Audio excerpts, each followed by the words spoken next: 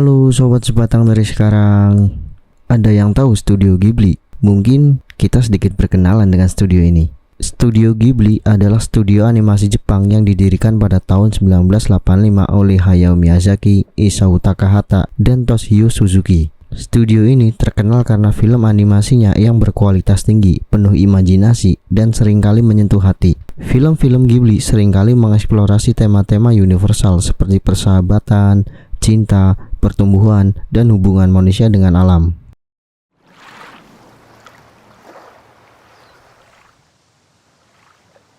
Kalau kalian pikir Ghibli itu cuma soal petualangan lucu, karakter imut, dan animasi cantik, coba pikir ulang deh. Karena di balik visual yang indah itu ternyata ada lapisan makna yang dalam banget. Nah, pendirinya Studio Ghibli, Hayao Miyazaki, seorang jenius gila yang gak suka teknologi, benci perang, tapi jago banget ngeramu dunia fantasi yang kelihatannya manis, tapi selalu ada rasa pahit di akhirnya.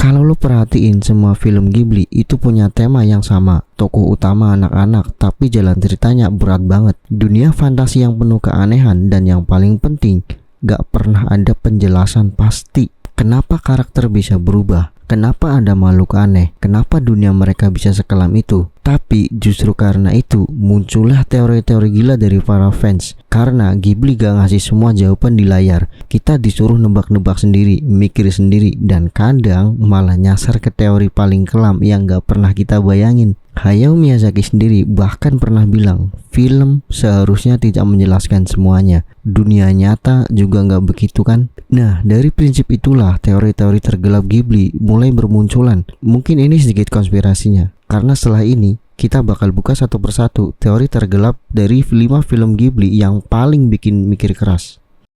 Wah, sugoi wa ne. Sumimasen. 大丈夫、お父さんがついてるんだから。 Kita mulai dari film yang populer dulu, Spirit Away. Buat sebagian orang ini kisah petualangan Chihiro di dunia roh. Tapi sebagian fans ini bukan dunia roh, melainkan dunia gelap, prostitusi terselubung. Iya, kalian gak salah dengar. Di awal film, orang tua Chihiro makan rakus sampai berubah jadi babi. Ini sering ditafsirkan sebagai simbol kerakusan manusia yang kehilangan kemanusiaan.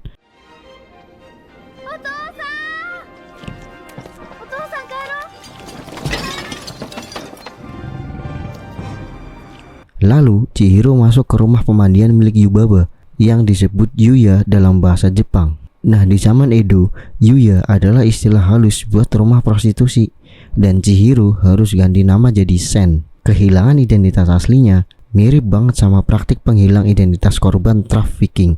Sedangkan Noves yang ngikutin Chihiro, banyak yang bilang dia simbol pelanggan yang kesepian, konsumtif, dan terobsesi. Dia ngasih emas, teriak minta dilayani, lalu jadi buas.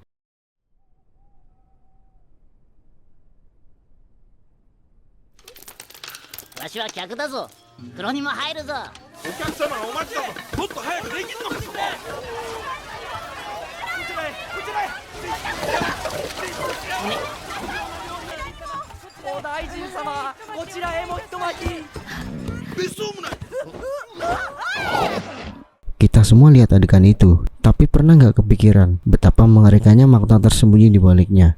Ini jelas bukan film anak-anak biasa, dan meski Miyazaki nggak pernah konfirmasi teori ini, banyak simbol di film yang bikin kita bertanya, apa benar Spirit Away adalah kritik halus terhadap eksploitasi anak? Jawabannya bisa iya, bisa enggak. Tapi yang pasti, lo nggak akan pernah lihat film ini dengan cara yang sama lagi.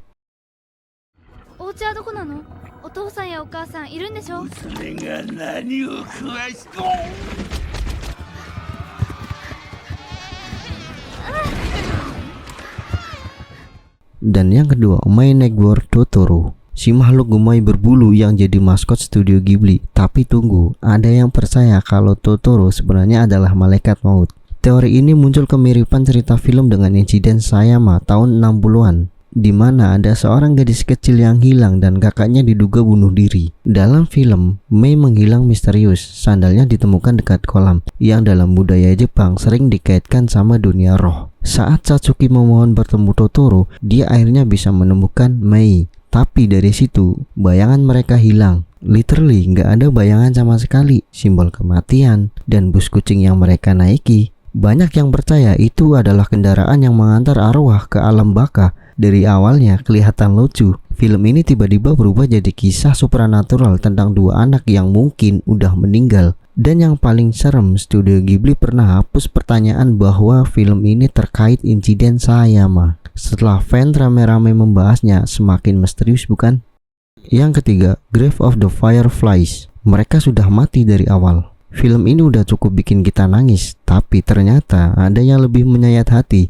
Nah, teori bahwa Seita dan Setsuko sebenarnya sudah mati sejak awal. Ingat adegan pembuka. Seita duduk di stasiun dan bilang, "Malam 21 September 1945, aku mati."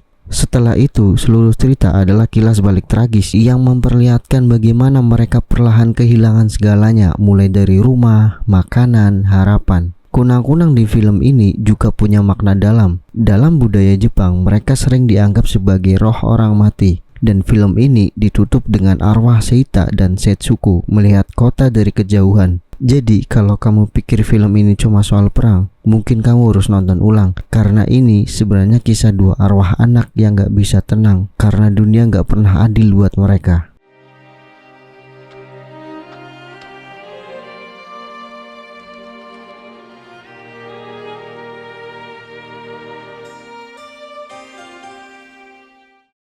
Dan yang terakhir, yang kelima, Princess Momonosuke, awal dari akhir dunia. Princess Momonosuke mungkin jadi film Ghibli yang paling liar, tapi ada teori yang cukup mind-blowing. Ini bukan cerita tentang manusia versus alam, tapi awal kehancuran spiritual umat manusia. Dewa hutan, binatang raksasa, dan roh-roh alam muncul dengan gagah, tapi satu persatu dibunuh manusia. Bahkan kepala dewa hutan pun dipotong. Dan meski akhirnya dikembalikan, roh-roh itu gak pernah muncul kembali. Alam memang tumbuh kembali, tapi sisi spiritualnya udah hilang. Ini pesan halus ketika manusia menang melawan alam. Kita justru kehilangan sesuatu yang jauh lebih besar. Sesuatu yang jauh lebih besar itu seperti digambarkan jiwa kita sendiri. Banyak yang bilang dunia film ini adalah transisi menuju dunia kita sekarang. Dunia yang gak punya koneksi sama roh, sama makhluk halus, sama keajaiban. Dan mungkin ini peringatan halus dari Miyazaki. Sekali lo bunuh alam, lo juga bunuh masa depan lo sendiri. Gimana? Gokil kan? Dan itulah kenapa Studio Ghibli begitu spesial. Mereka gak cuma bikin film, mereka bikin dunia. Dan dunia itu bisa jadi cermin dari kegelapan yang kita hindari dari dunia nyata. Oke, mungkin itu saja yang bisa gue bahas. Sampai jumpa di video berikutnya. See you.